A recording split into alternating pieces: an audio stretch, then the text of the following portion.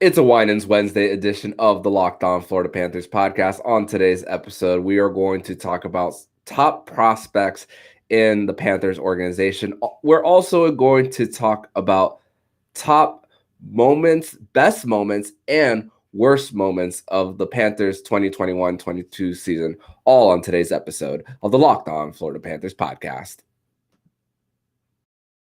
Or Locked On Panthers, your daily podcast on the Florida Panthers. Part of the Locked On Podcast Network, your team every day.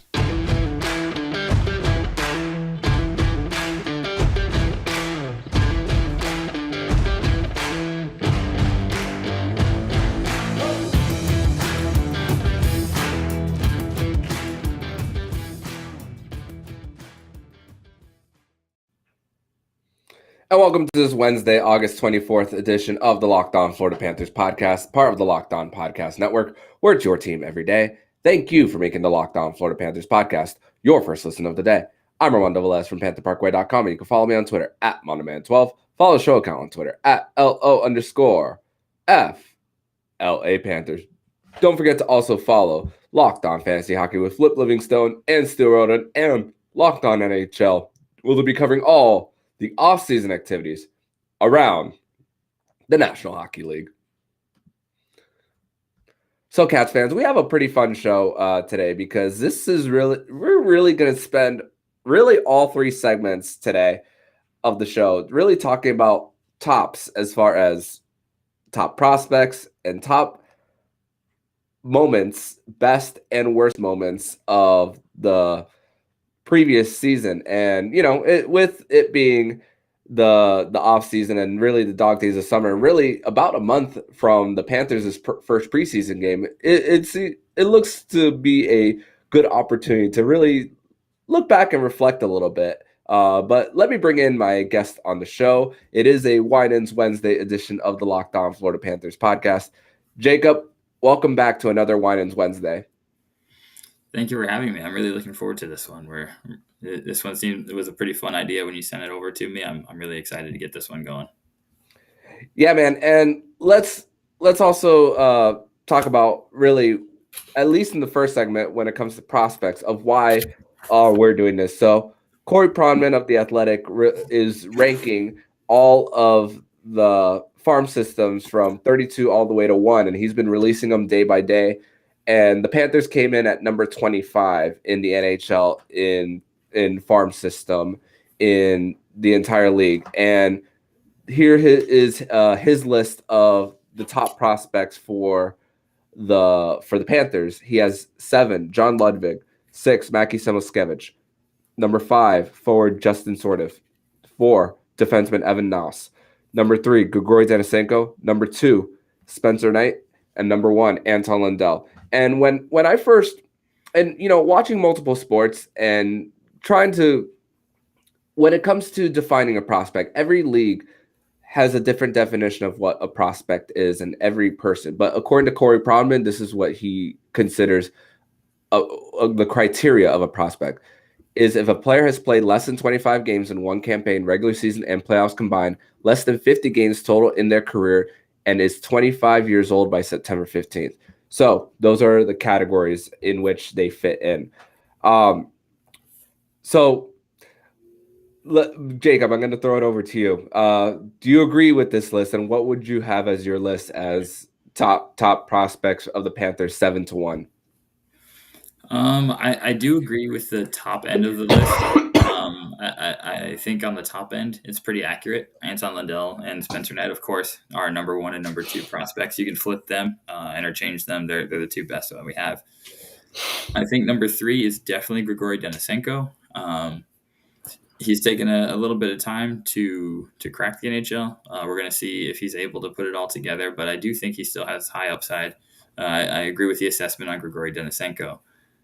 Where it gets a little dicey for me is I feel like there wasn't enough respect given to a guy like Justin Sordiff. I think he has higher upside than what was discussed in that article. But the one that alarmed me a little bit, I don't know if I necessarily disagree with it. It's just a little bit alarming to read, is the assessment of Mackie Samoskevich.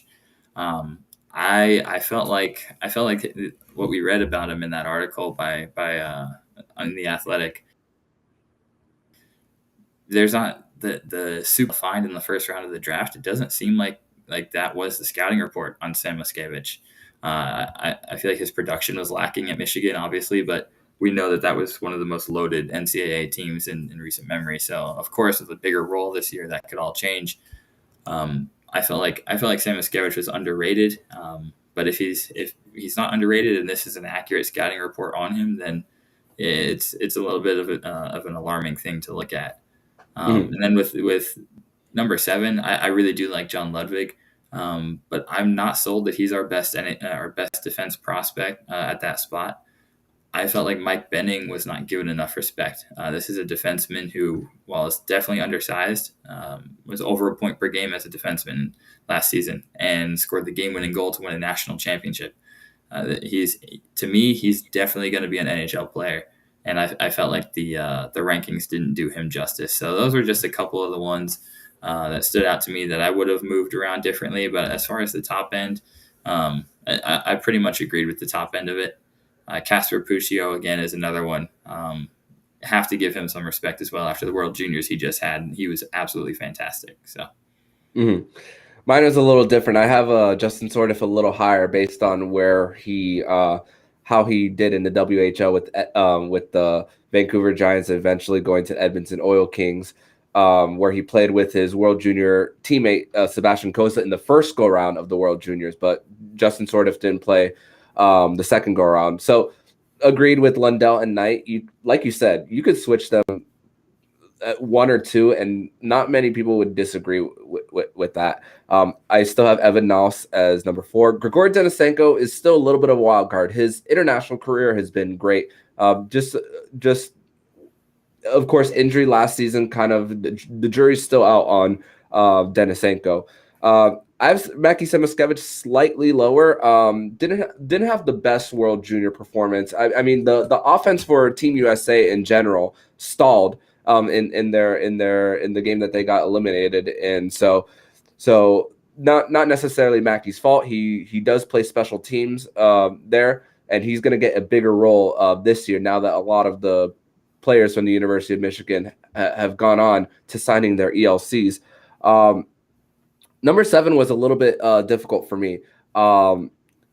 Maybe because this is a little bit of recency bias because I just saw him recently in World Juniors, but Casper Puccio has to be number 7 on this list because, I mean, the way he was able to take it to another gear in their semifinal win on the one and only goal in Finland's win, just on the power play, just getting through the defense, just going forehand, backhand on that power play goal.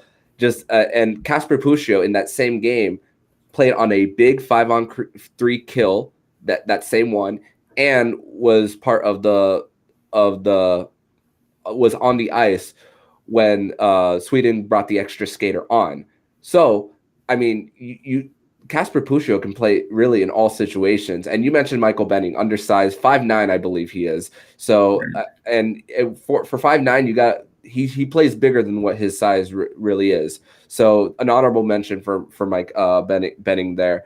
John Ludwig, really for him, it's been injuries. That's really been the issue for John Ludwig, and of course, I don't think he's going to make the NHL immediately this season. But I think that he might be needed as the season goes on for a few games, and he's going to get his opportunity. But it's just really about staying healthy. Yeah, Ludwig is a guy he's had a really difficult time with injuries, but he comes from an NHL family. He knows what it takes. He's definitely outperformed his draft stock at every level to this point. He just hasn't gotten the games at the AHL because he's been constantly injured, and then of course we had the COVID season. So the opportunities just weren't there. But I really do think he's one of the first guys in line for a call-up. He has impressed in a couple of camps now. So Ludwig is a guy I think is really going to impress. But yeah, and the thing with the Panthers defense prospects, they have so many of them. None of them are necessarily the biggest names or like an elite top 4 prospect, but they have a lot of guys in the pipeline who could fill those depth roles. They have a ton of guys from top to bottom who could come up from the AHL and play a solid 15 to 20 minutes a night right now. And all it takes is for one of them to break out. And we've seen it happen. Gustav Forsling is a guy who was a waiver claim and had spent a lot of time in the minors, comes in, given the right opportunity and the right system, he really exploded.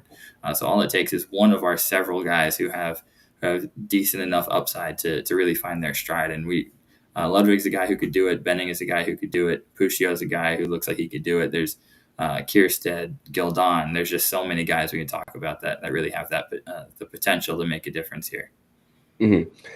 And five players from last season under contract were already coming back this year, even when the offseason first started. So there's a little bit of a logjam there for now, but an opportunity at least to get some games in so that for next season, there is more opportunities in the NHL on the NHL lineup. But we're going to continue the fun of rankings. We talked about the prospects for the Panthers, but now we're going to talk about the top 5 worst moments of the 2021-22 season. But first, we're going to tell you all about BetOnline. BetOnline.net is the fastest and easiest way to check in on all your betting needs. Find all your favorite sports and events at the #1 online source for odds, lines, and games.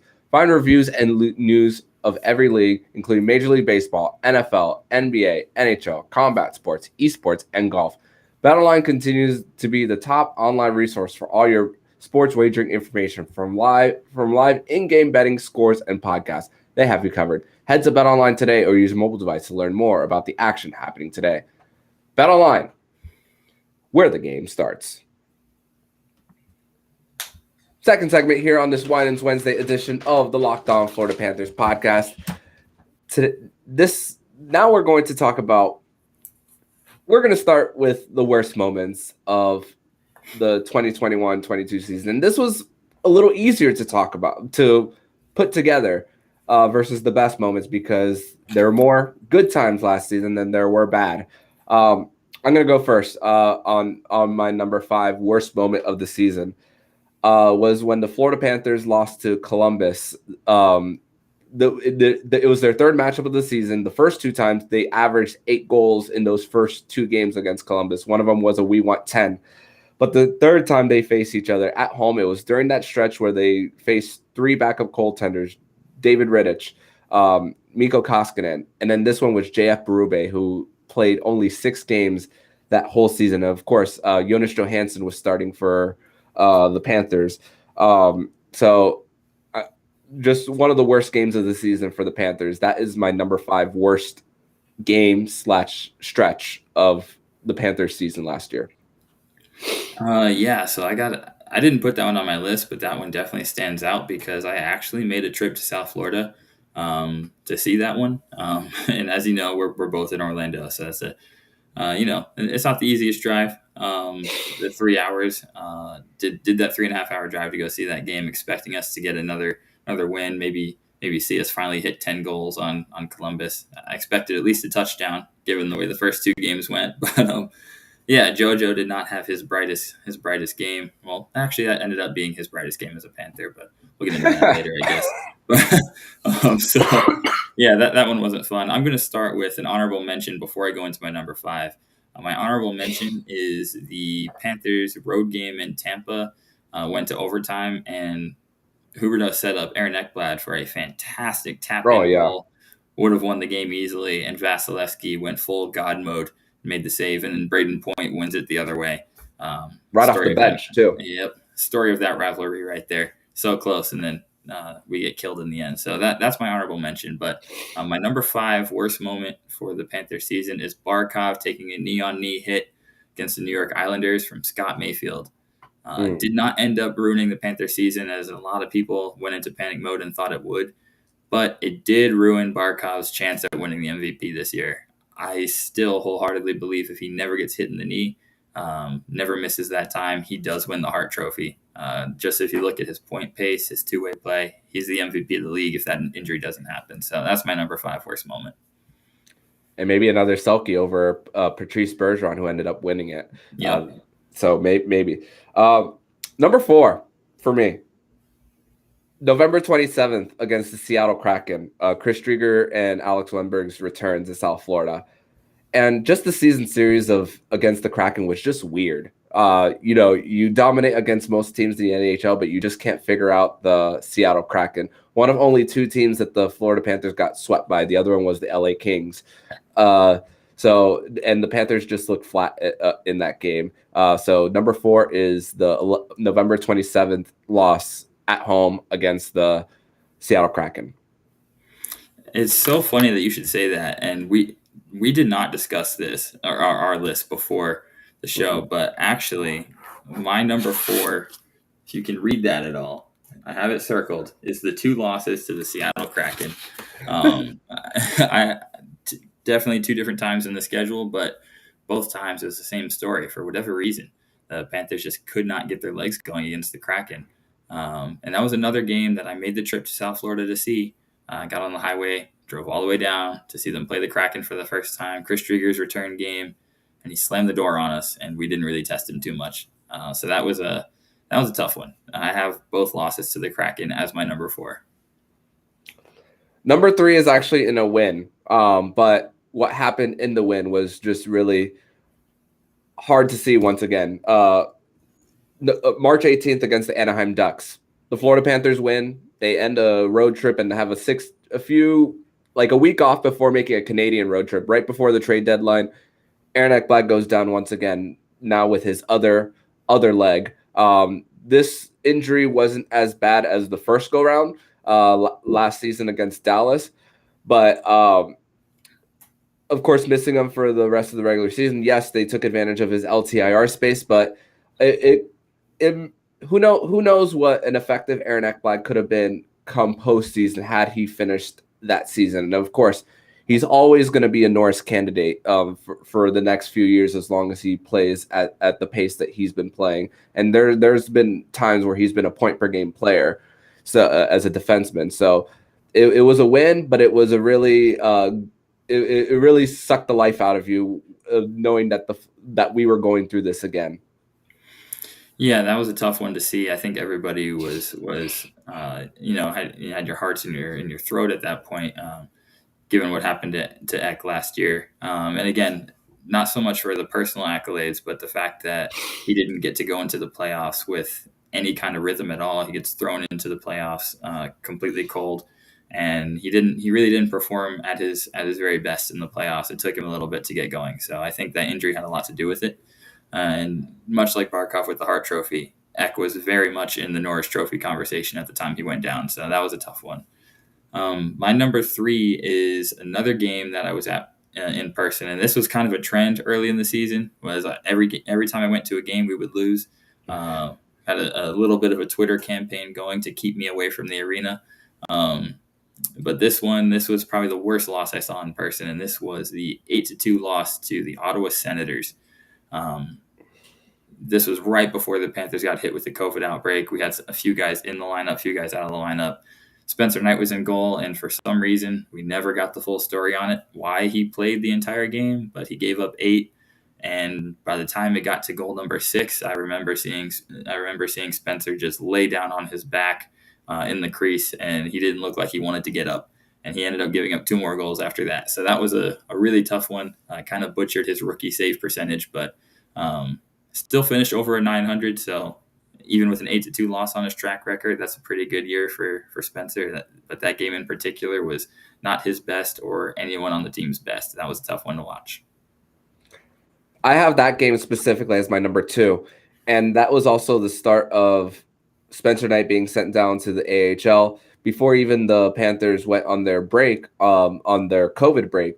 Jonas Johansson was scheduled to start that road game against the Minnesota Wild before those games got rescheduled because we didn't know what was going on also with Bobrovsky as well. There was a lot of speculation on did he have COVID? Was he hurt as well? We never got all the answers of that. And yeah, and also I didn't put this in my list, but because it happened in the same week, it was pretty much an expected loss later that week against the LA Kings as well, where half the lineup they only dressed like 18 skaters total.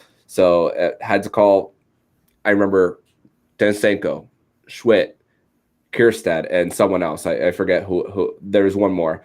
Chase Prisky was in there. Chase Prisky as well. So those four guys had to be called up, and it was just, and hey, Kierstead got his first goal in that game against the Kings, but not a very memorable game as well. So that is my number 2. What is your number 2, sir? My number 2 is actually kind of piggybacking off of my number 3. That number 2 was the second loss in this stretch, but my number 2 is the stretch of December 12th through December 27th. That was a period of time where the Panthers went 2 weeks without a win, because there was a slight losing streak and then the COVID pause. And the Panthers came back. I believe they beat the New York Rangers in their first game back. But for those 2 weeks, the Panthers didn't have a win, given that they were on a 3-game losing streak, and then hockey was paused for a few days. So that was really tough for any Panther fan. We had no wins to celebrate for about 2 weeks, and right after the holidays, we got back to it. But that was those 2 weeks, I was losing my mind. It felt like a small sample of back when we were in the COVID bubble. So that's my number 2. Mm-hmm. My number 1, maybe we might have the same one. I'm willing to bet we probably do. May 19th against the Tampa Bay Lightning, game 2 against the Tampa Bay Lightning. The Ross Colton scoring with 3.2 or 3.8 seconds left in the game. And Nick and I, of course, recorded after. We never said it was over, but in our heads, we knew that series was over. And of course, one mental error between Forsling and Uyghur, and then it just ripped the hearts out of this team, and the fan base. So that is my worst moment of the 2021-22 season. Yep, my worst moment is Tampa game 2, Ross Colton game-winning goal. It's really unfortunate because looking back on it now, that is the last time that I will have seen Jonathan Huberdeau play as a Florida Panther in person, we never know what he's going to do when he's near his 40s. If he's still playing, he could always Joe Thornton and come back down here. But for the time being, it looks like that was the last time we're going to see Huberdeau and Mackenzie Weegar as Florida Panthers, and that was a tough way for them to go out, especially Mackenzie Weegar. But to be honest with you, I have never experienced a building quite like that. When that goal went in, it was honestly as if all the oxygen had left the building. You could not. The only thing you could hear were the Tampa bench celebrating. You could hear that in the high seats. It was just the screaming from the Tampa Bay bench because it was so silent in that building. No one could understand what had just happened. So that's my number 1 worst moment, and that's probably the worst moment I've ever witnessed in person in sports. So that's my number 1. Yeah, and when you look back on that series, games 2 and 4 were just so close, and it's a game of inches, and then one little mistake here and there, and and keep in mind that the Panthers had going into that up to that point had not lost an overtime game at home all year. Whether regular season, they hadn't had any home overtime games in the playoffs, but they had won the overtime games in the playoffs that they did have on the road. I really feel like they would have won that game in OT if they had just gotten there. They for whatever reason, had the clutch gene, and they did not lose OT games at home. So I felt like they had it in the bag if they got it to OT. So, yeah, hard to swallow, and still to look back on that one. But we're going to, transition from the sad moments, talk about the best moments of this 2021-22 season. We're going to discuss that next here on the Locked On Florida Panthers podcast. Locked On Panthers, your daily podcast on the Florida Panthers. Part of the Locked On Podcast Network. Your team every day.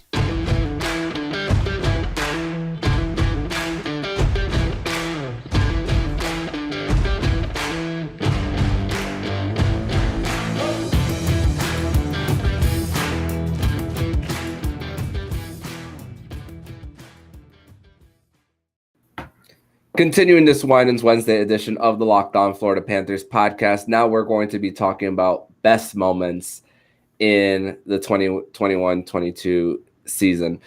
I have a few. I want to list my honorable mentions first, and this one is a funny one. Has nothing to do with the play on the ice.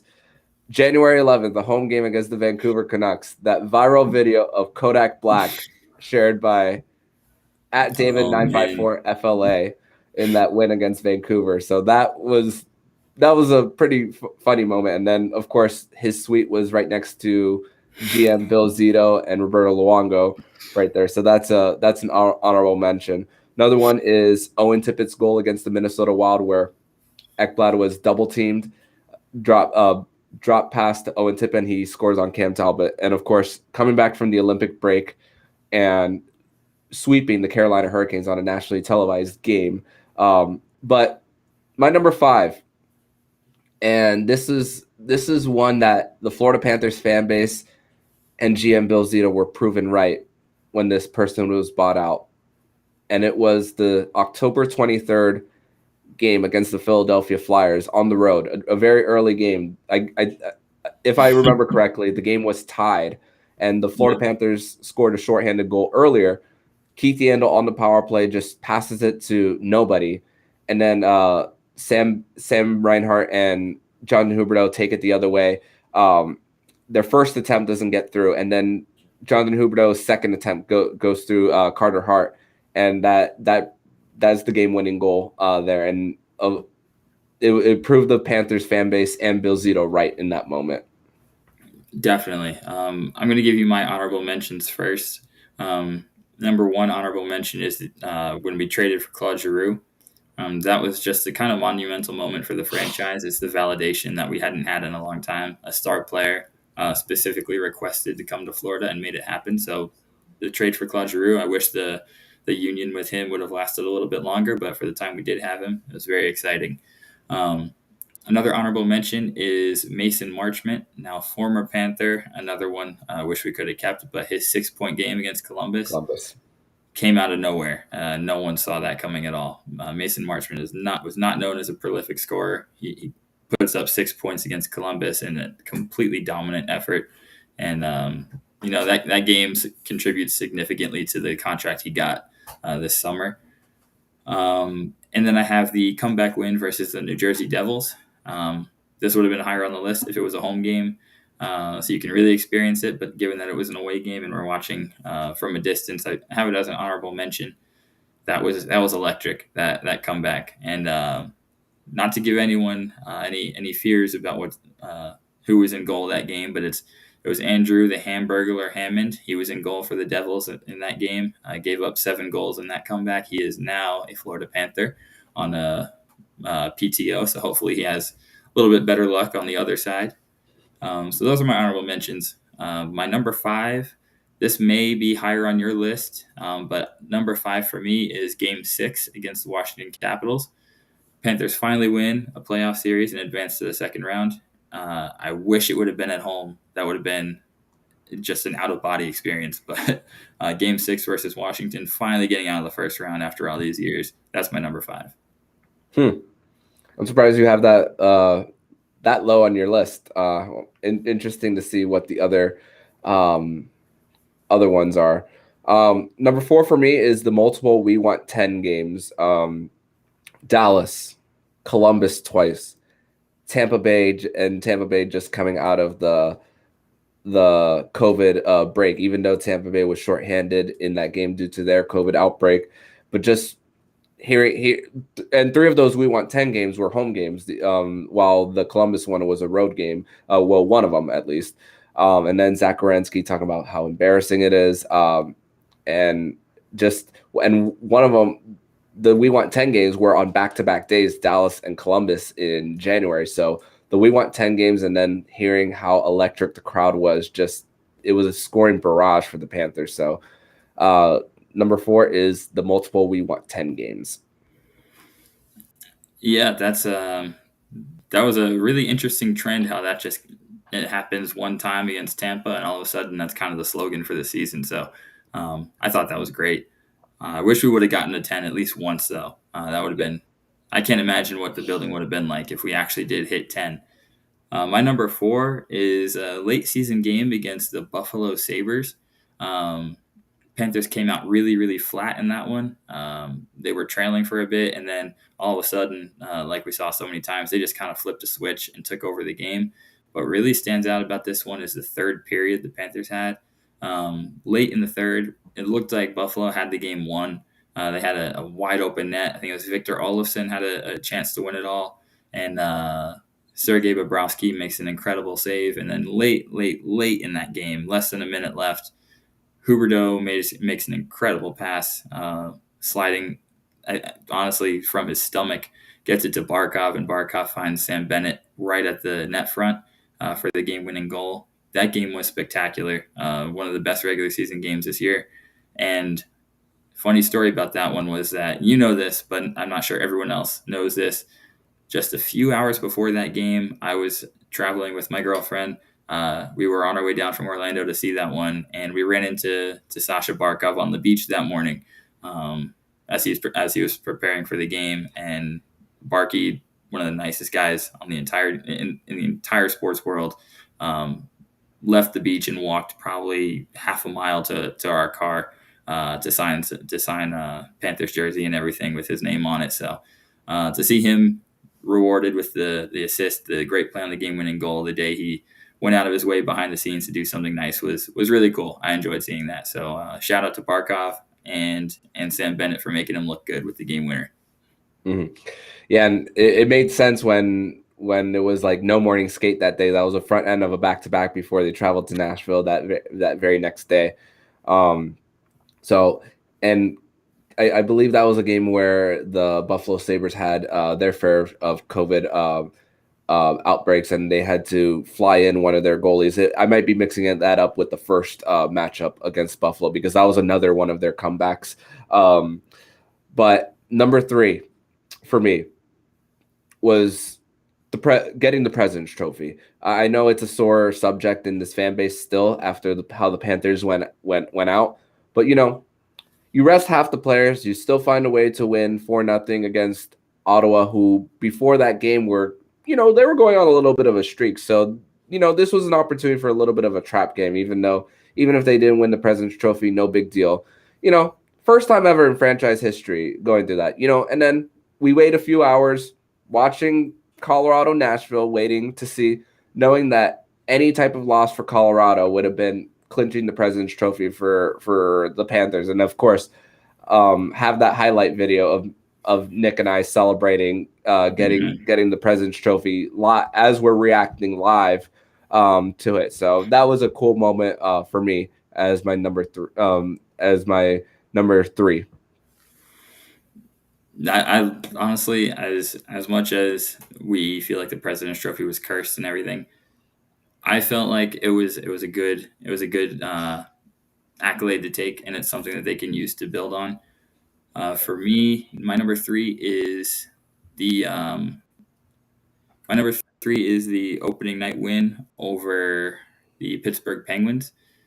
I've got that as my number 3. Aaron Ekblad's return game, scores 2 goals, and then Carter Verhaeghe ends up winning it in overtime. So that's my number 3.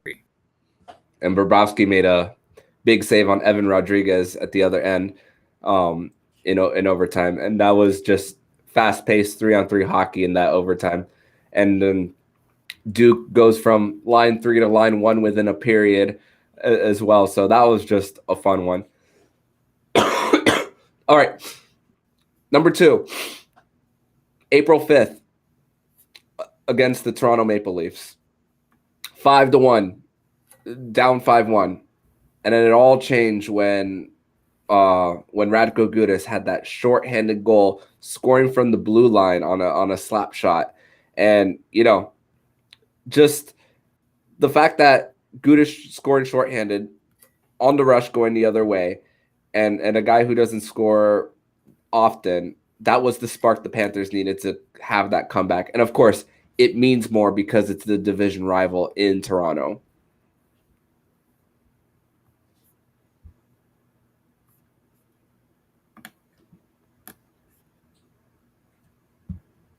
Go ahead, Jacob. I'm having some audio issues. I can't hear you. Can you hear me?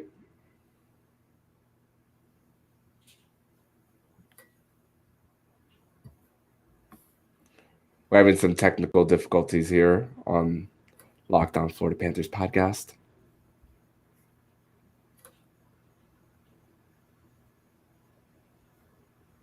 I can hear you.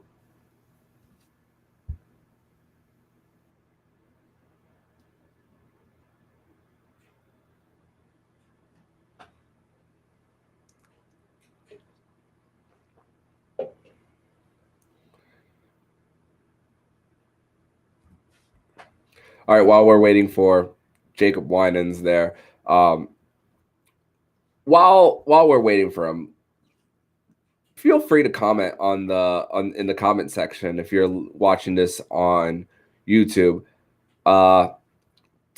List up your top 5 worst moments and top 5 best moments during this Panthers season. There's many of them.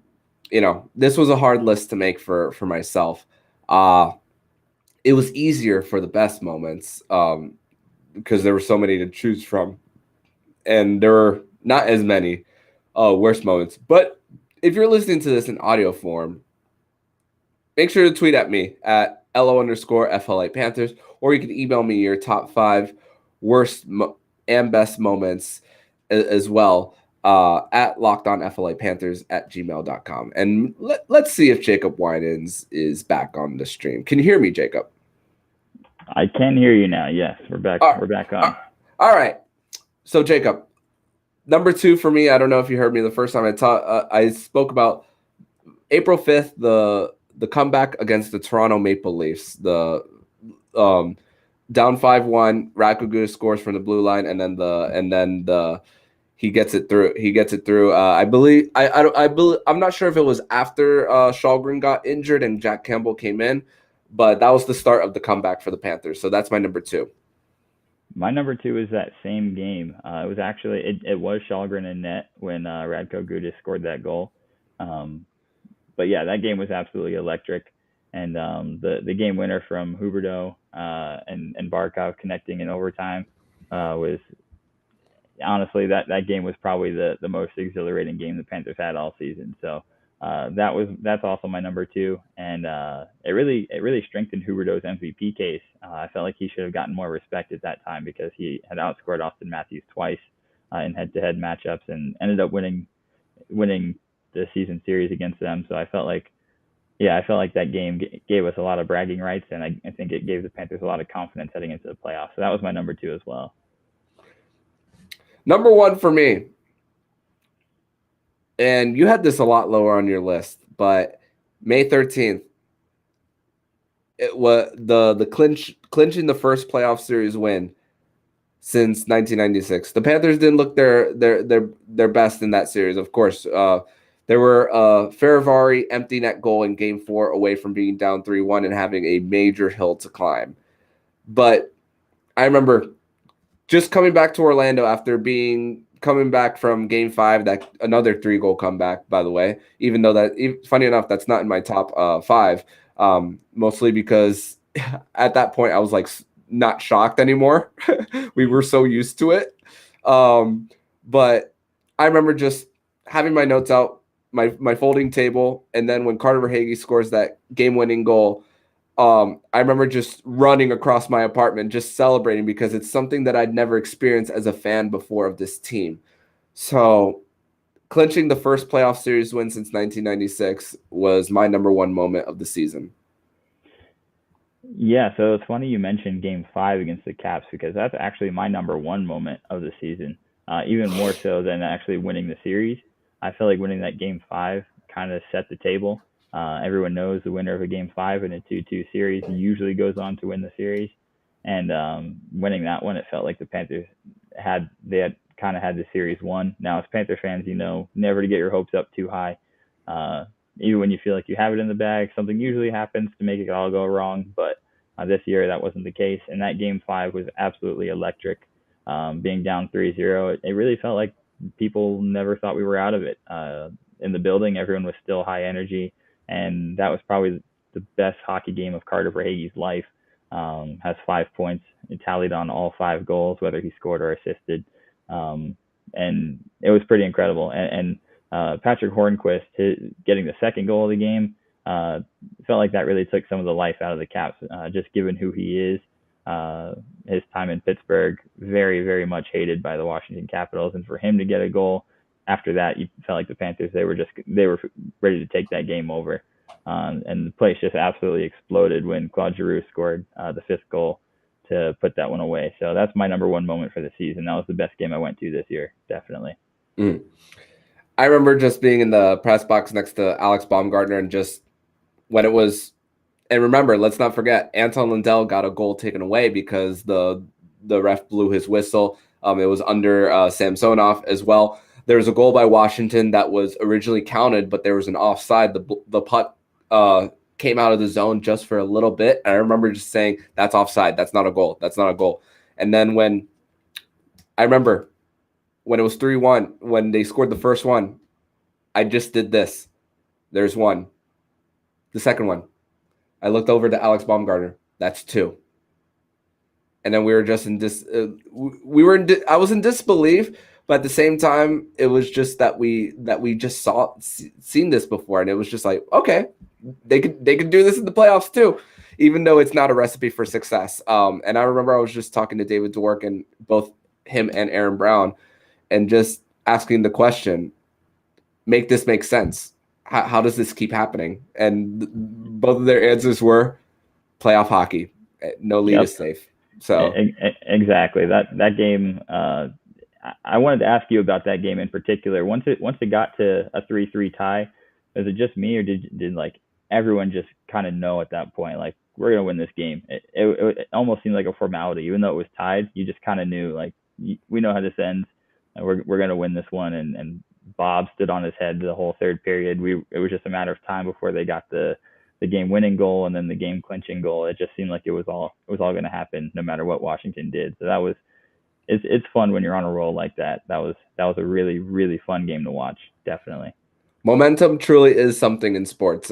When you're just feeling it, you're just feeling it, and that's really what the Panthers had in that Game 5 win over Washington in that one. But it's funny how you and I really had different views of top 5 for this one. So a little bit of a surprise of what both our number ones were. And you know what? Great moments of this season. There's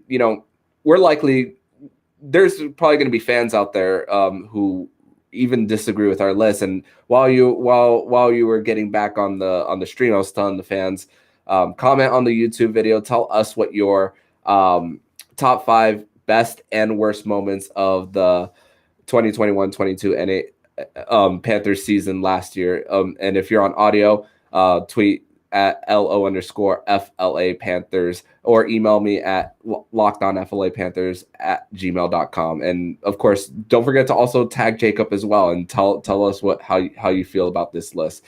But Jacob, I want to thank you once again for coming on an exciting episode of the Locked On Florida Panthers podcast. We're about a month away from the season starting, a little bit over. As of Tuesday night, we are Brian Campbell days away from opening night 51. So by the time this drops, it'll be 50. So Jacob, tell everybody where they can follow you online. Definitely follow me online at Jacob Winans 8 on Twitter, and definitely tag me in those posts about your top 5 moments. I'm actually really looking forward to reading some of those. And you can find my work at pantherparkway.com. Awesome. Thank you so much, Jacob, and I'll see you next Wednesday. Yes, sir. Thanks for having me. And if you like what you're hearing, please subscribe to the podcast so you'll be notified every single time the Locked On Florida Panthers podcast jumps into your podcast feed. Make sure to subscribe to Locked On Fantasy Hockey with Flip Livingstone and Stu Roden, where they'll be covering all the off-season activities around the National Hockey League. Thank you for making the Locked On Florida Panthers podcast your first listen of the day. And for your second listen of the day, make sure to listen to today's episode of Locked On NHL. Locked On experts give you a daily 30-minute podcast on all things NHL all year long. Stay up to date on everything in the hockey world. Locked On NHL, your daily 30-minute podcast. So I'm Armando Velez with Jacob Winans. And you've been listening to Locked On Florida Panthers podcast, part of the Locked On Podcast Network. We're your team every day.